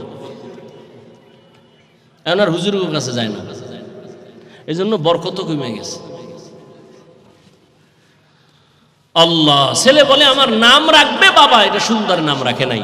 ওমর বলে, এরপরের দায়িত্ব বাবার উপরে, সন্তানের হক আদায় করবে, সুন্দর আদবওয়ালা বানাবে, আদবওয়ালা। আল্লাহর জাতের কসম, এ জমিনে একমাত্র আদবওয়ালা আদর্শ শিক্ষা হলো রাহমাতুল লিল আলামিনের আদর্শের ভেতরে, আর কোথাও কোনো সুন্দর আদর্শ নাই। মাদ্রাসা আমরা আরবি পড়াই, উর্দু পড়াই, ফার্সি পড়াই, ইংরেজি পড়াই, অঙ্ক পড়াই, ভূগোল পড়াই, ইতিহাস পড়াই। আমার মাদ্রাসায় এই ছেলেটা স্কুলে যায়, কেজিতে যায়, আপডেট, ইন্টারন্যাশনাল ম্যান হবে, ইন্টারন্যাশনাল ভাষা শিখবে। হেন গিয়ে পরে সরতে অজগর, আপডেট। সরায়াতে আপা, ছেলে এক আম্মু, অজগর কি? এটা একটা সাপ, এটার মেজাজ গরম পাইলে আউলে ফেলায়, সব ভাঙ্গে চুরে। ছেলে এটার অনেকদিন মোরাকাবা কইরা মেজাজ গরম বানাইছে, বানাইয়া খালি গ্লাস ভাঙে, পিরিচ ভাঙে, প্লেট ভাঙে। মা কয় কি ও কয় অজগর, ঠিক নি? শরায়াতে শিখায় কি আপা। এবার আপা কি জিনিস? এটা আকাশের একটা চাপ, অমূল্য সম্পদ। বাস ছেলে এগুলি লালন করতে করতে এবার আপার পেছনে দৌড়ায়। ঠিক এই অক্ষরগুলো মাদ্রাসায় যখন আসে এখান থেকে ডিভাইড হয়ে যায়, এখানে এসে পড়ে সরোয়া ওযু শরায়াতে আল্লাহ। দেখছেন নি কারবার? একই অক্ষরের শিক্ষা ডিভাইড হয়ে গেল রাসূলের আদর্শের কারণে। ওখানে গিয়ে কবিতা কয় কিরিং কিরিং টেলিফোন, হ্যালো হ্যালো হ্যালো, কে তুমি কাকে চাও বলো বলো বলো। আমি ম্যাও হ্যালো ক্যাট বিড়ালকে চাই, জরুরি খবর আছে ডাইকা দাও তাই। হামটিমা টিম টিম, তার খাড়া দুটো শিং, তারা মাঠে বারে ডিম। শিংওয়ালা জানোয়ারে ডিম দেয়নি? তাহলে মিথ্যা শিক্ষা যদি হয় তো তো সম্পদ চোর হইব, চেয়ারে বইয়াও চুরি করবো। শিক্ষা জীবনে বিদ্যা চুরি করে, কর্মজীবনে চেয়ারে বইয়া সরকারের টাকা চুরি করবে। শিক্ষা জীবনে কি চোর? বিদ্যা চোর। দেখেন না, যেই বিদ্যা শিখা দস্তকাত শিখছে সেই বিদ্যার পৃষ্ঠা সিরা সিরা জুতার তলে ঢুকায়। বিদ্যার সাথে এত বড় গাদ্দারি, এটা বরদাস্ত করা যায় না। অথচ আমরা মাদ্রাসায় লেখাপড়া করছি, রাস্তাঘাটে চলতে যদি একটা বাংলা লেখার কাগজ পড়ে থাকে এটা উঠাইয়া সম্মানের জায়গায় রাখি, আর এরা এটি সিরা জুতার ভিতরে ঢুকায় নকল করার জন্য। এই বিদ্যায় দিবে তোরে ভাত। আল্লাহ হেদায়েত দান করুন। জিন্দেগি মে বন্দগি তু কর নাহি, জিন্দেগি মে বন্দগি তু কর নাহি, जिंदगी बे बंदगी शर्मिंदा है, जिंदगी बे बंदगी शर्मिंदा है। এরে পর্দার আড়ালের আম্মা জানেরা বোনেরা, আপনারাও মুসলমান আমিও মুসলমান। আপনাদের আল্লাহ আমার আল্লাহ দুই না এক? আমি কথা গুছায় নিয়ে আসতেছি, ভালো করে বলেন। আপনাদের নবী আমার নবী, আপনাদের কোরআন আমার কোরআন, আপনাদের কাবা আমার কাবা, আপনাদের ধর্ম আমার ধর্ম, আপনাদের কালেমা আমার কালেমা। দুনিয়াতে আমরা আসছি সিস্টেম, বিদায়বেলা কাফনের সংখ্যা আমারও 3টা, আপনাকেও 3 কাফন দেয়া হবে, কালার হবে আলাদা। কি কালারও হবে এক, কবরের সাইজও হবে। কবরে রাখার পরে প্রশ্ন হবে কয়টা? তাও কিন্তু এক। রবের পরিচয় দাও, ধর্মের পরিচয় দাও, রাহমাতুল লিল আলামিনের পরিচয় দাও। এরে আল্লাহর বান্দারা, দুঃখ এত বয়ান এত বয়ান এত বয়ান, পাও ধরে ধরে বয়ান করি। এতক্ষণ যে আপনাদের সামনে চিল্লাইয়া বয়ান করলাম, আমি কিন্তু একবারও বলি নাই ও এলাকার মুসলমানেরা আমি 5 কল্লি টুপি পরেছি, আপনারাও টুপি পরেন। একবারও বলি নাই আমি কওমি মাদ্রাসার সন্তান, আপনারাও কওমি মাদ্রাসায় যান। একবারও বলি নাই আমি তাবলিগের সন্তান, আপনারাও তাবলিগে যান। আমি পীরের মুরিদ, আপনারাও পীর সাহেবদের কাছে যান। একবারও বলি নাই আপনারাও মুসলমান আমিও মুসলমান, আপনার আমার আল্লাহ এক, নবী এক, কোরআন এক, কাবা এক, ধর্ম এক, কালেমা এক, কাফন এক, কালার এক, কবর এক, প্রশ্ন এক। অথচ আপনাকে কেন আমাকে পাও ধরে ধরে বয়ান করে বুঝান লাগবে নামাজ পড়ো? আপনাকে কেন বুঝাইতে হবে আপনি পর্দা করেন? আপনি তো একই আল্লাহকে মানেন। অথচ কপাল কেন এত খারাপ জানি না, আমি টুপি খুলতে চাই না। আর আপনি কেমন মুসলমান যে টুপি দিতে চান না, লজ্জা পান। আমি দাড়ি কাটলে লজ্জা পাই, আর আপনি কেমন মুসলমান যে দাড়ি রাখতে গেলে লজ্জা পান। আমি মসজিদে না ঢুকলে লজ্জা পাই, আপনি কেমন মুসলমান মসজিদে ঢুকতে গেলে লজ্জা পান। আমি পর্দা না করলে লজ্জা পাই, আপনি কেমন মুসলমান যে পর্দা করতে গেলে লজ্জা পান। আসলে কি আমরা কি ভুলের মধ্যে আছি নাকি? ও যুবক বাবারা, পায়ে হাত রেখে বলি বেয়াদবি ক্ষমা চাই। যদি বলো হাফিজ ভাই তোমরা ভুলে আসো, কোরআন থেকে একটা দলিল দে, এখন দাড়িটা কেটে ফেলবো, নামাজ রোজা বন্ধ, সব কোরআন শরীফ জ্বালায় দিব। কারণ আমাদের সব কথার দলিল কোরআন। আল্লাহ আছে দলিল কোরআন, কিয়ামত হবে দলিল কোরআন, জান্নাত আছে জাহান্নাম আছে দলিল কোরআন। কোরআনে যদি ভুল আইসা যায় সব কথাই ভুল, কিন্তু পারবানি কোরআনের ভুল বের করতে? পারবা? যদি বলো পারবো না, তাহলে এবার তোমাকে আমি উল্টা বলতেছি, বাবা পাও দুইটা যদি আগাইয়া দাও, আমার অন্তর তোমার অন্তরের প্রশ্ন করো। যদি তোমার অন্তর বলে হাফিজ ভাই কোরআন সত্য, তাহলে বলো কোরআনের মধ্যে যত বয়ান আছে তাও কিন্তু সত্য। যুবক বাবারা একটু আল্লাহকে সাক্ষী রেখে জবাব দাও, বলো তোমরা নতুন করে বলো কোরআন সত্য নি? বলো কত পার্সেন্ট সত্য? বলো কোরআনের ভিতরে জান্নাতের বয়ান আসেনি? কোরআনের ভিতরে জাহান্নামের বয়ান আসেনি? কে জান্নাতে যাবে কে জাহান্নামে যাবে তাও আমার আল্লাহ বয়ান করেছেন। ইন্নাল আবরারা লাফি নাঈম ওয়া ইন্নাল ফুজ্জারা লাফি জাহিম। নেক আমলওয়ালারা জান্নাতের পথিক, যারা গুনাহগার তারা জাহান্নামের পথিক। জান্নাতটা কেমন তাও আল্লাহ বয়ান করেছেন। জান্নাতিন তাজরি মিন তাহতিহাল আনহার খালিদিনা ফিহা আবাদা। এমন জান্নাত আল্লাহ দান করবেন নেক আমলওয়ালাদেরকে, যেই জান্নাতের ইট হবে একটা স্বর্ণ, একটা রূপা, একটা সুন্দর জান্নাত। এমন জান্নাত চোখেও দেখে নাই, অন্তর কোনোদিন কল্পনাও করে নাই। যেই জান্নাতের মধ্যে কোনো মানুষ বুড়া হবে না, কোনো কালো মানুষ থাকবে না, জান্নাতে কোনো বাথরুম নাই, কোনো কালো মানুষ নাই, জীবনে কোনো পুরুষের গালে দাঁড়িয়ে আসবে না। এমন জান্নাত নেক আমলওয়ালাদের জন্য আল্লাহ দিবেন। যেই জান্নাতের নিচে ঝর্ণা থাকবে, মধুর ঝর্ণা, দুধের নহর, এমন সুন্দর জান্নাত। মা তাশতাহি আনফুসুকুম, ওই জান্নাতে যাইয়া বান্দা যা অন্তরে কল্পনা করবে হাজির হয়ে যাবে, মুখে বলা লাগবে না। কিন্তু যারা গুনাহ নিয়ে কবরের দিকে যাবে, এদের জাহান্নামটা কেমন আমার কোনো পিসাবও বলে নাই, আমার কোনো নেতাও বলে নাই। জাহান্নাম কেমন, জাহান্নাম গুনাহগারের জন্য আল্লাহ নিজে কোরআনে বলেছেন, ওয়াইলুল লিকুল্লি হুমাযাতিল লুমাযা আল্লাযী জামাআ মালান ওয়া আদ্দাদা ইয়াহসাবু আন্না মালাহু আখলাদা কাল্লা লা ইউনবাযান্না ফিল হুতামা ওয়া মা আদরাকা মাল হুতামা নারুল্লাহিল মুকাদা আল্লাতী তাত্তালিউ আলাল আফইদা। জাহান্নাম কেমন জাহান্নাম আল্লাহ নিজেই বলতেছেন। নারুল্লাহ, দুনিয়ার আগুন আর জাহান্নামের আগুন ব্যবধান কি?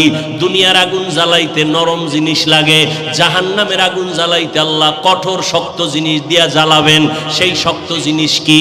ওয়াকুদুহান নাসু ওয়াল হিজারা, মানুষ আর পাথর দিয়া জাহান্নামের আগুন জ্বালাবেন। কোন মানুষ দিয়া জাহান্নামের আগুন জ্বালাবেন বলা যায় না। এই জন্যই তো সাহাবায়ে কেরামরা এত তাকওয়া, এত নেক আমল, এত নামাজ, এত সুন্দর তেলাওয়াত, এত সুন্দর রোজা, এত সুন্দর আমল করিয়াও তারা জীবনভর কান্না করেছেন। আবু বকরের কান্না, ওমরের কান্না, সাহাবায়ে কেরামের কান্না। এমনকি আপনার আমার নবী আম্মা জান আয়েশার ঘরে বসে বসে কান্না করেন। একদিন আম্মা জান জিজ্ঞাসা করলেন, ইয়া রাসূলুল্লাহ, আপনি আমার হুজরায় বসে গুনগুন করে কাঁদেন কেন?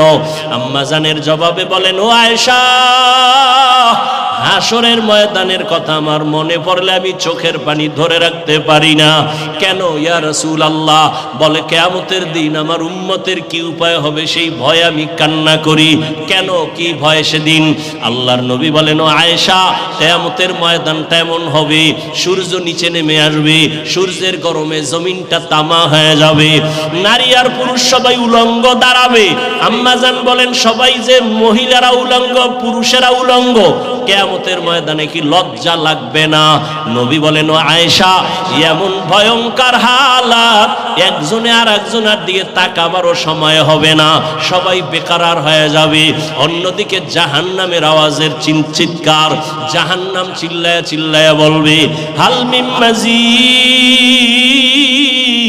আল্লাহ পাক রব্বুল আলামিনকে বারবার বলতে চাইবে, আল্লাহ বেনামাজি গুলো কোথায়, বেরোজাদার ওয়ালারা কোথায়, গুনাহগার গুলো আমার পেটে দাও, আমার পেটে ক্ষুধা। নবীজি কাঁদেন আর বলেন, আয়েশা, ওই সময় আমার আল্লাহ রাগ হয়ে একটা আওয়াজ দিবেন, রাগান্বিত আওয়াজ, লিমানিল মুলকুল ইয়াউম লিল্লাহিল ওয়াহিদিল কাহ্হার। আল্লাহ পাকের কুদরতের আওয়াজে হাসরের ময়দানটা থরথর করে কেঁপে উঠবে।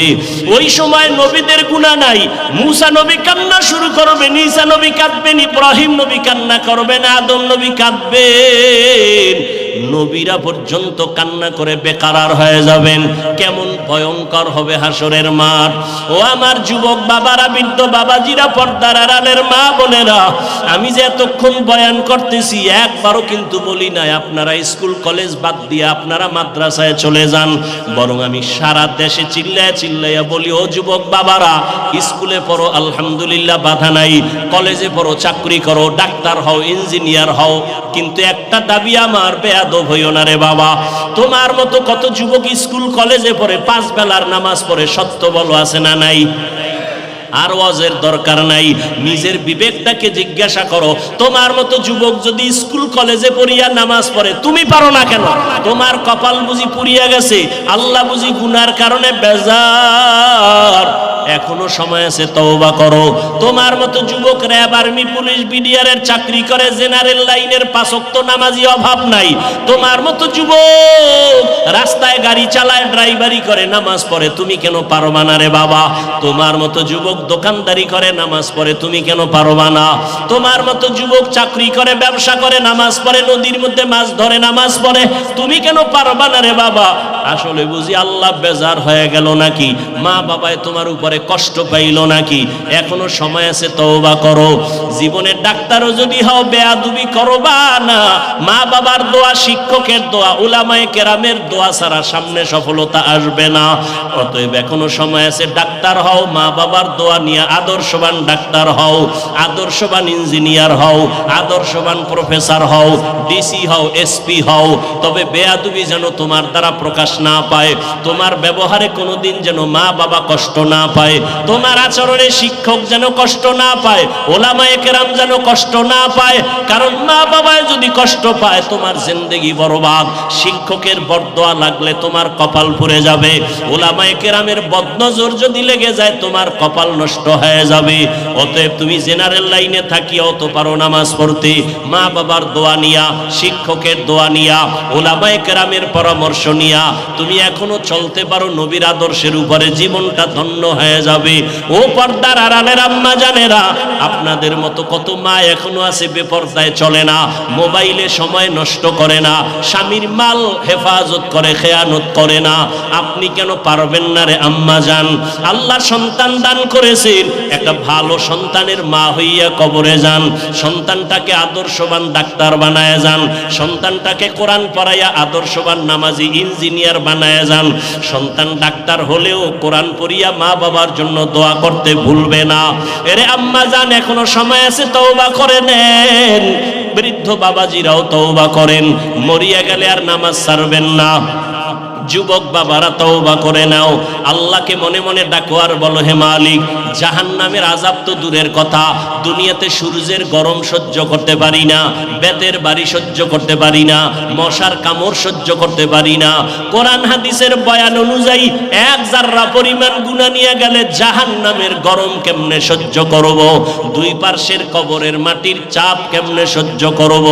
হাসরের ময়দানের কষ্ট কেমনে সহ্য করব? ও আল্লাহ, আজকে থেকে তওবা করে নিলাম। জীবনে কত নামাজ ছাড়লাম, দাড়ি কাটলাম, বেপরদায় চললাম। আমার মতো যুবক যদি স্কুল কলেজে পড়িয়া, চাকরি ব্যবসা করিয়াও নামাজ পড়ে, আমি কেন পারবো না?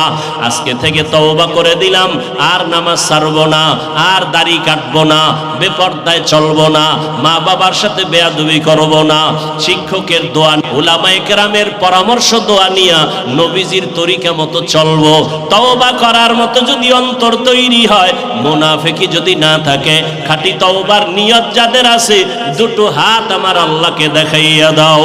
আয় আল্লাহ, হাতগুলো কবুল করে নেন, তওবা কবুল করে নেন, তওবার উপরে মজবুত হইয়া চলার তৌফিক দান করেন, আমিন।